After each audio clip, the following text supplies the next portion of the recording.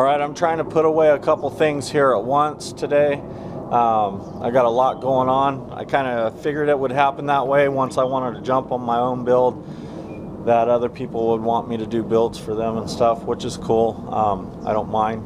And I don't mind taking my time on my own because I don't want to make any mistakes on it, especially with the enclosure and mounting the subs.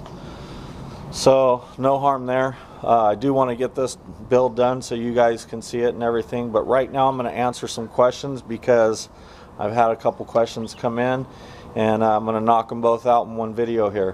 One guy says that he's got a van that he doesn't know the design of enclosure that he wants to use on it because everybody's giving him mixed signals on what design to use. So excuse me, I'm just going to tell you right now that first of all, you got a good thing to start with. You got a van, so you if you're willing to lose the space, you have plenty of space to work with.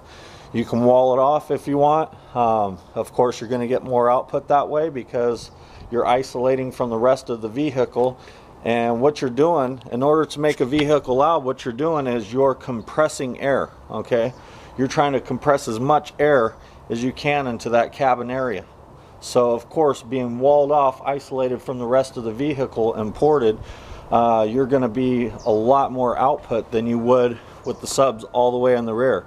If Steve Meeb was walled off with the setup he's got, he would probably be in the low 60s. I'm just saying, with that kind of power, that kind of cone mass and everything, walled off, it's definitely going to be a lot louder than in the very back of the vehicle.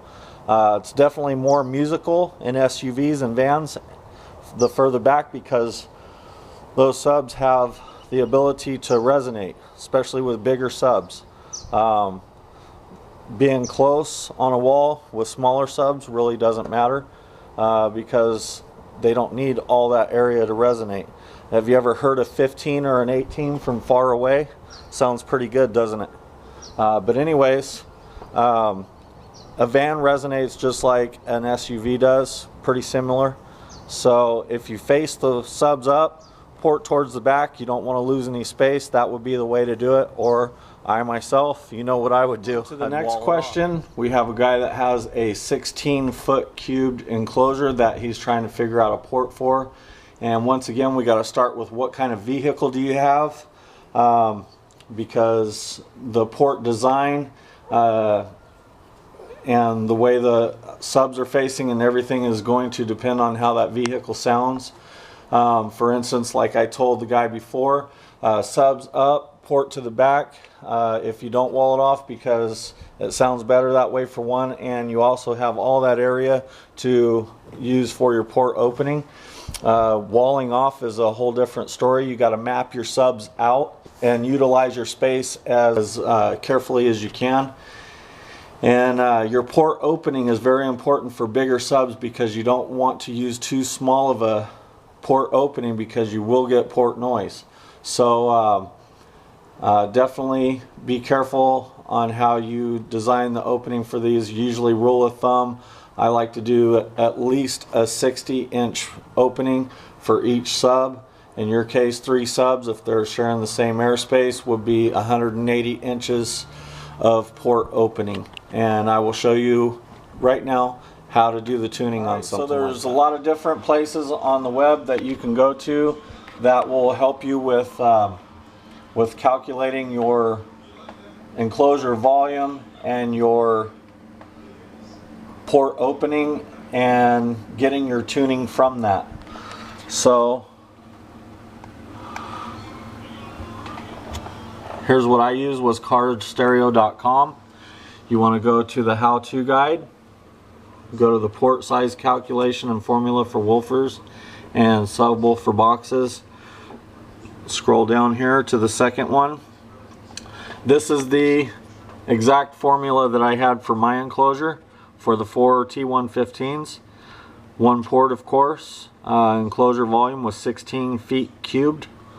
I wanted to be at 37 hertz so I could be more musical. I listen to a lot of different types of music.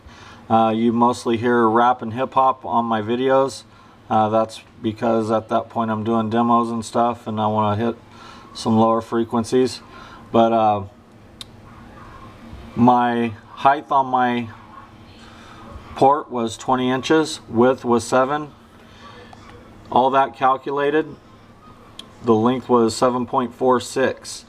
I just did 7.5, and then I took a router and rounded off inside and out of the port, and I'm sure that brought me right down between 7.25 to 7.5 inches, and worked out just fine.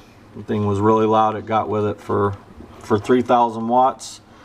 Being tuned a little bit higher kind of helped, but it did really good on the mic. Did some really good demos, and sounded awesome. But anyways, in your case, let's say with those 18s you want to be tuned at 32 hertz, and of course bigger subs, bigger opening. Let's do like a 24 by 8.